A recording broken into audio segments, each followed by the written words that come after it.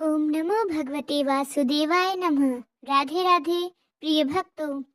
पुराणों के अनुसार भगवान श्री कृष्ण जी धर्मराज युधिष्ठिर को माघ मास के कृष्ण पक्ष की एकादशी का महात्म बताते हुए कहते हैं कि हे राजन, माघ मास के कृष्ण पक्ष की एकादशी सट्टीला या पाप हारणी के नाम से विख्यात है, जो सब पापों का नाश करने वाली है। पद्य पुराण में वर्णित है कि तिलों के बोने पर जितनी शाखाएं पैदा होती हैं, उतने हजारों वर्ष तक दान करने वाला व्यक्ति स्वर्ग लोक में प्रतिष्ठित होता है। प्रिय भक्तों, माघ मास चल रहा है। एकादशी तो आपने भगवान श्री कृष्ण हरि के निमित्त किया जाने वाला एक ऐसा व्रत है जो आपके अनेकों पापों से पार कर देता है, आपके जीवन को संवार देता है। जो बड़े से बड़े पापी होते हैं उनको भी मुक्ति मिल जाती है, और वह भी माघ की एकादशी, षट्टिला एकादशी। इसकी तो महिमा ही बड़ी अद्भुत है। इस एकादशी में विशेषकर तिल का सेवन करना, तिल का दान देना, तिल के तेल से स्नान करना, तिल से बने हुए पदार्थों को ग्रहण करना, इन सब का विशेष महत्व बताया गया है। और इसलिए 6 प्रकार से जो तिल का प्रयोग करने की सलाह इस एकादशी में दी गई है, उसी कारण इस एकादशी को षट्टिला एकादशी के नाम से भी जाना जाता है। वर्ष में आने वाली बाकी सब एकादशियों से हम तिल का सेवन नहीं करते, लेकिन मात्र यह एक विशेष एकादशी है जिस दिन विशेषकर तिल का सेवन करने ही सलाह हमारे शास्त्र देते हैं।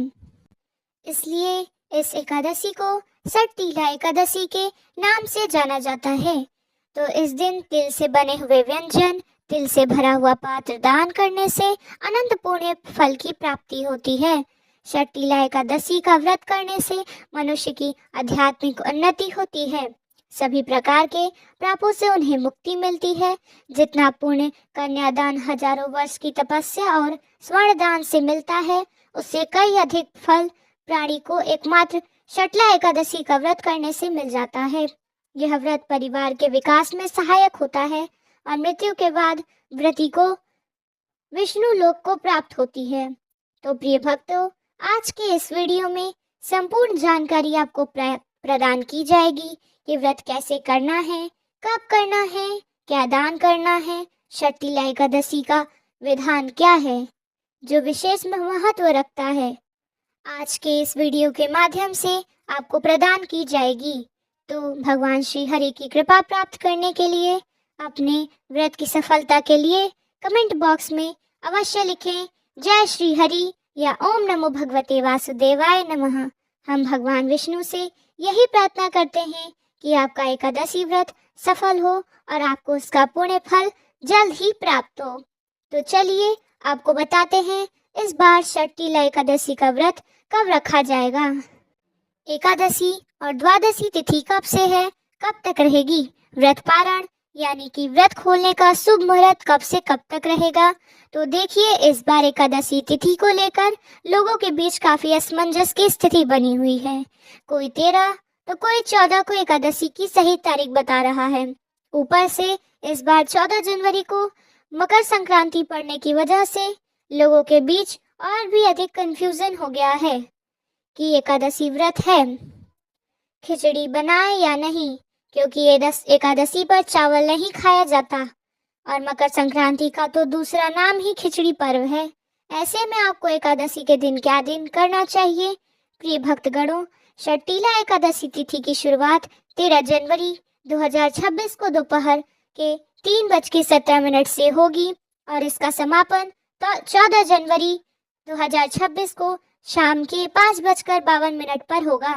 क्योंकि हिंदू धर्म के उदया तिथि को मान्यता दी जाती है, तो इस हिसाब से उदया तिथि के अनुसार एकादशी का व्रत बुधवार 14 जनवरी 2026 को किया जाएगा। पारण की बात करें तो गुरुवार 15 जनवरी को सुबह में अर्थात सूर्योदय के बाद सुबह के 7 बजे से लेकर सुबह के 9:15 तक पारण का उत्तम समय रहेगा। इस दिन द्वादशी पूरे दिन है, तो आप दोपहर तक भी पारण कर सकते हैं। अब भक्तों, बात आती है कि जब मकर संक्रांति, षट्टिला एकादशी एक ही दिन पड़ रही है, तब शास्त्रों के अनुसार हमें क्या करना चाहिए। शास्त्रों के अनुसार आहार, भोग और आचरण में अत्यंत संयम आवश्यक माना गया है। धर्म ग्रंथों में स्पष्ट रूप से बताया गया है कि एकादशी तिथि भगवान श्री कृष्ण और श्री विष्णु को समर्पित व्रत तिथि है। इसका नियम किसी पर्व या संक्रांति के ऊपर होता है। पद्म पुराण, स्कंद पुराण और ब्रह्म वैवर्त पुराण में एकादशी के दिन चावल के सेवन को महापाप बताया गया है और यह भी कहा गया है कि स्थिति पर चावल का स्पर्श तक नहीं करना चाहिए। शास्त्रीय मान्यता यह है कि एकादशी के दिन चावल में पाप तत्व का वास होता है, इसलिए खिचड़ी, भात या चावल से बनी कोई भी पदार्थ इस दिन ग्रहण नहीं करना चाहिए, चाहे उस दिन सूर्य उत्तरायण होकर मकर संक्रांति का महापुण्य काल क्यों न बन रहा हो। मकर संक्रांति का अपना विशेष धार्मिक महत्व है, क्योंकि इसे दिन सूर्य देव उत्तरायण होते हैं और दान, स्नान तथा पुण्य कर्म का विशेष फल बताया गया है। किंतु शास्त्र यह भी स्पष्ट होता है कि पर्व और व्रत का स्वरूप अलग अलग होता है। संक्रांति पर्व है और एकादशी व्रत तिथि है, इसलिए व्रत तिथि के नियम पर्व के कारण कभी भंग नहीं होते। इसलिए जब संक्रांति एकादशी के दिन पड़ती है तब भी खिचड़ी खाने की परंपरा उस दिन लागू नहीं होती। तो आप इस दिन क्या करें? इस दिन स्नान करें, दान करें और अधिक से अधिक हरे कृष्ण महामंत्र का जाप करें और चावल का सेवन बिल्कुल भी ना करें। जो लोग व्रत कर रहे हैं उन्हें अन्न का सेवन नहीं करना चाहिए। दान करें, स्नान करें और भक्ति भाव से भगवान की पूजा और अर्चना करें। बाकी जो धर्म कर्म है वह आप मकर संक्रांति एकादशी के दिन कर सकते हैं। इस पावन दिन भगवान विष्णु को प्रसन्न करने के लिए तुलसी से जुड़े उपाय करना अत्यंत शुभ माना जाता है।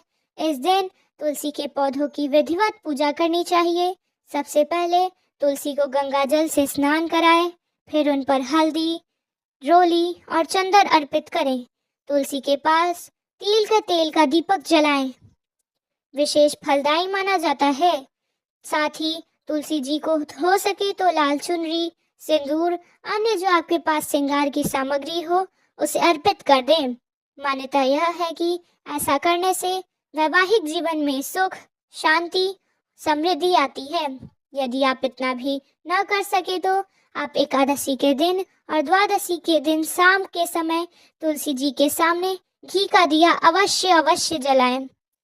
एकादशी के दिन आप तुलसी का स्पर्श कर सकती हैं, लेकिन द्वादशी के दिन तुलसी को स्पर्श न करें, ऊपर से ही जल चढ़ा दें। ध्यान रहे कि द्वादशी के दिन आपसे तुलसी का पत्ता न टूटे, क्योंकि ब्रह्म वैवर्त पुराण में द्वादशी के दिन तुलसी का पत्ता तोड़ना ब्रह्म हत्या के बराबर बताया गया है। तुलसी का पत्ता और गंगा जल कभी भी बासी नहीं माना जाता, इसलिए हो सके तो आप दशमी के दिन ही तुलसी का पत्ता तोड़कर रख लें और भगवान को अर्पित कर दें। ऐसा करने से भगवान विष्णु और माता लक्ष्मी दोनों प्रसन्न होते हैं।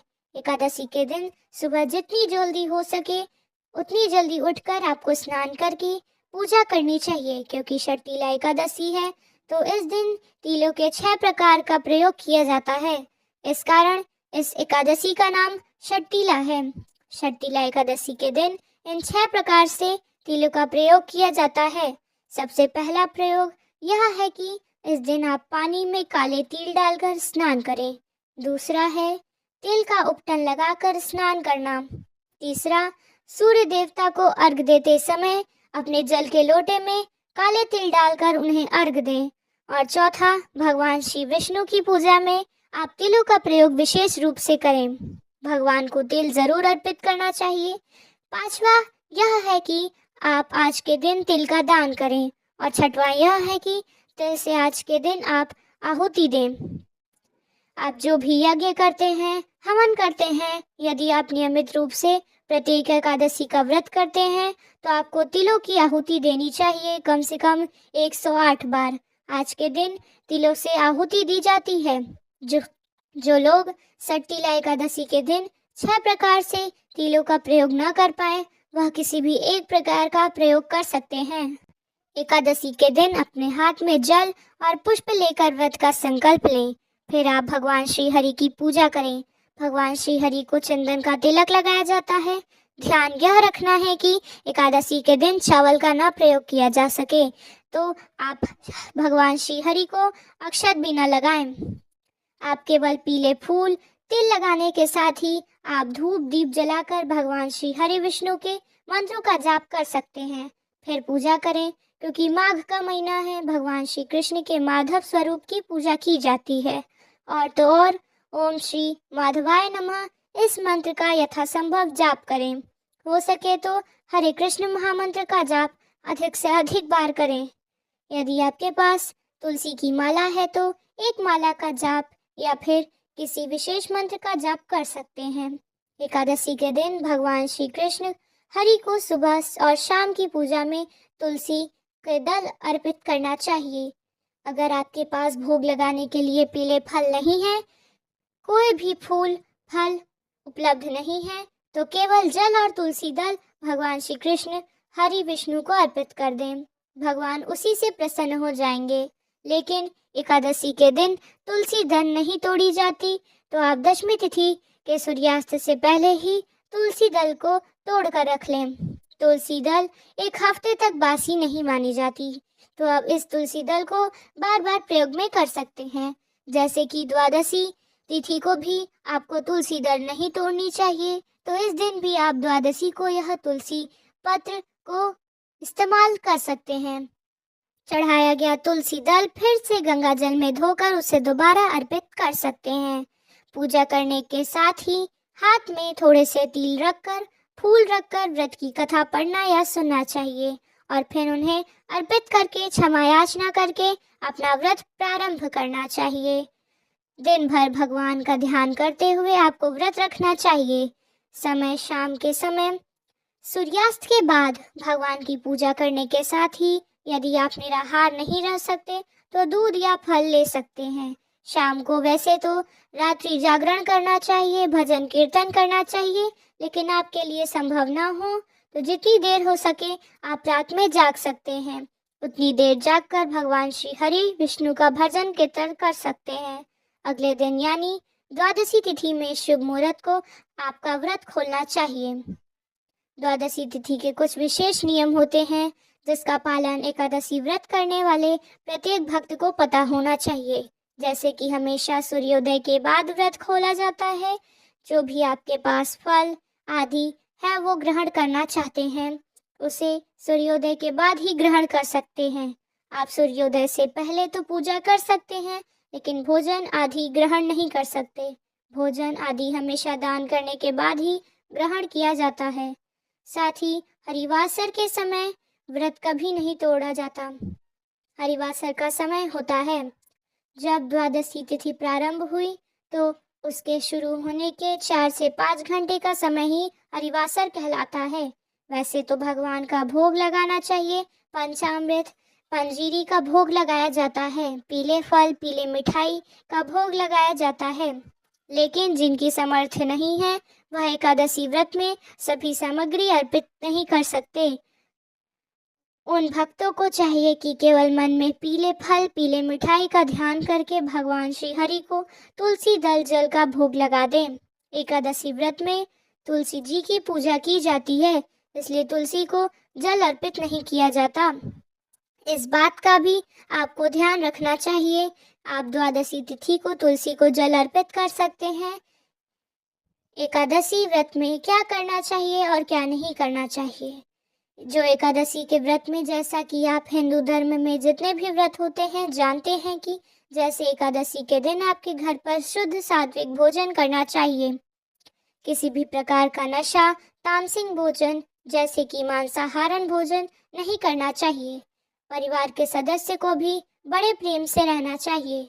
कोई भी व्रत हो तो घर में कलेश बिल्कुल भी नहीं करना चाहिए। इस दिन घर परिवार में भी किसी सदस्य को नाखून या बाल काटना नहीं चाहिए। घर पर एकादशी के दिन यदि कोई भी जरूरतमंद आए तो उन्हें खाली हाथ ना लौटाएं। अपनी सामर्थ्य के अनुसार कुछ न कुछ दान देने के बाद ही उन्हें घर से विदा करना चाहिए। एकादशी का एक नियम होता है कि आज के दिन आप घर में चावल नहीं खा सकते। व्रत यदि रखते हैं तब भी आपको इस नियम का पालन करना चाहिए। यदि आप एकादशी व्रत उपवास नहीं भी करते तो भी आपको विधि विधान से भगवान श्री हरि विष्णु की पूजा करते हुए आपको आज के दिन व्रत कथा अवश्य सुननी या पढ़नी चाहिए। व्रत कथा सुनने से अनंत पुण्य फल की प्राप्ति होती है। व्रत कथा सुनते समय आप स्नान आदि से निर्वृत्त हो जाएं। पीले वस्त्र पहनकर पीले आसन पर बैठकर यदि संभव हो तो भगवान श्री हरि विष्णु के सामने मुख करके पूर्व दिशा की ओर मुख करके कथा को सुनना चाहिए या पढ़ना चाहिए। पौराणिक ग्रंथों में शर्तिला एकादशी की कथा कुछ इस तरह से है। एक बार देवर्षि नारद भगवान विष्णु के दरबार में जा पहुँचे और बोले, भगवान माघ मास के कृष्ण पक्ष की एकादशी का क्या महत्व है, इसकी कथा क्या है, मार्गदर्शन करें। श्री हरि नारद के अनुरोध करने पर कहने लगे, देवर्षि, इस एकादशी का नाम शर्तिला एकादशी है। भगवान ने नारद जी से कहा कि हे नारद, मैंने तुमसे सत्य घटना कहता हूँ, ध्यान पूर्वक सुनो। प्राचीन काल में मृत्यु लोक में एक ब्राह्मणी रहा करती थी। वह सदैव व्रत किया करती थी। एक समय वह 1 मास तक व्रत करती रही। उससे उसका शरीर अत्यंत ही दुर्बल हो गया। यद्यपि वह अत्यंत बुद्धिमान थी, तथापि उसने कभी देवताओं या ब्राह्मणों के निमित्त अन्न या धन का दान नहीं किया था। इससे मैंने सोचा कि ब्राह्मणी ने व्रत आदि से अपना शरीर शुद्ध कर लिया है, अब इसे विष्णु के लोक तो मिल ही जाएगा, परंतु इसने कभी अन्न का दान ही नहीं किया, इससे इसकी तृप्ति होना कठिन है। भगवान ने आगे कहा, ऐसा सोचकर एक बार मैं स्वयं भिक्षा के लिए जा मृत्यु लोक में उस ब्राह्मणी के पास गया ताकि मैं उसका उद्धार हो सके। अब उसके पास कुछ देने के लिए नहीं था तो क्या करती कि मुझे मिट्टी का एक पिंड दे दिया। मैं उसे लेकर स्वर्ग में लौट आया। कुछ समय बाद ब्राह्मणी भी शरीर त्याग करके स्वर्ग में आ गई। उस ब्राह्मणी को मिट्टी का दान करने से स्वर्ग में सुंदर महल मिला, परंतु उसने अपने घर को अन्न आदि सब सामग्रियों से शून्य पाया। उसके घर में किसी प्रकार की सुख सुविधा नहीं थी। घबराकर वह मेरे पास आई और कहने लगी कि हे भगवान, मैंने अनेक व्रत आदि से आपकी पूजा की, परंतु फिर भी मेरा घर अन्न आदि सब वस्तुओं से शून्य है, इसका क्या कारण है। तब मैंने उसे भिक्षा वाली जो बात थी उसे बताया। ब्राह्मणी पश्चाताप करते हुए विलाप करने लगी। अब मैंने उससे कहा कि पहले तुम अपने घर जाओ, देव स्त्रियां आएंगी तुम्हें देखने के लिए। पहले उनसे शर्तिला एकादशी के पुण्य की विधि सुन लो, तब द्वार खोलना। मेरे ऐसे वचन सुनकर वह अपने घर गई। जब देव स्त्रियां आई और द्वार खोलने को कहा तो ब्राह्मणी बोली, आप मुझे देखने आए हैं तो मैं शर्तिला एकादशी का महात्मा मुझसे कहो। उसमें से एक देव स्त्री कहने लगी, मैं कहती हूँ। जब ब्राह्मणी ने शर्तिला एकादशी का महात्मा सुना तब द्वार खोल दिया। देवांगनाओं ने उसको देखा कि न तो वह गंधर्व है और न आसुरी है, वरन पहले जैसी मानुष है। उसी ब्राह्मणी ने उनके कथना अनुसार शर्तिला एकादशी का व्रत किया। इसके प्रभाव से वह सुंदर और रूपवती हो गई तथा उसका घर अन्न आदि समस्त सामग्रियों से युक्त हो गया। इसलिए नारद को जो कोई भी इस दिन तिलों से स्नान दान करता है उसके भंडार अन्न धन से भर जाते हैं। अतः मनुष्य को मूर्खता का त्याग कर शर्तिला एकादशी का व्रत और लोभा न करके तिल आदि का दान करना चाहिए। इससे दुर्भाग्य, दरिद्रता तथा अनेक प्रकार के कष्ट दूर होकर मोक्ष की प्राप्ति होती है। तो भक्तों, यह थी शर्तिला एकादशी की व्रत कथा। अब आइए जानते हैं कि शर्तिला एकादशी के दिन भगवान विष्णु के निमित्त कौन सा उपाय करें जिससे हमारी सारी तकलीफें दूर हो जाएं। तो अगर आप निरंतर रूप से आर्थिक उन्नति चाहते हैं तो शर्तिला एकादशी के दिन स्नान आदि से निवृत्त होकर साफ कपड़े पहनकर तुलसी के पौधे के सामने घी का दिया जलाएं। ओम नमो भगवते नारायण बोलते हुए 11 बार तुलसी के पौधे को प्रणाम करें। शर्तिला एकादशी के दिन ऐसा करने से आपकी आर्थिक उन्नति की रफ्तार तेजी से बढ़ने लगेगी।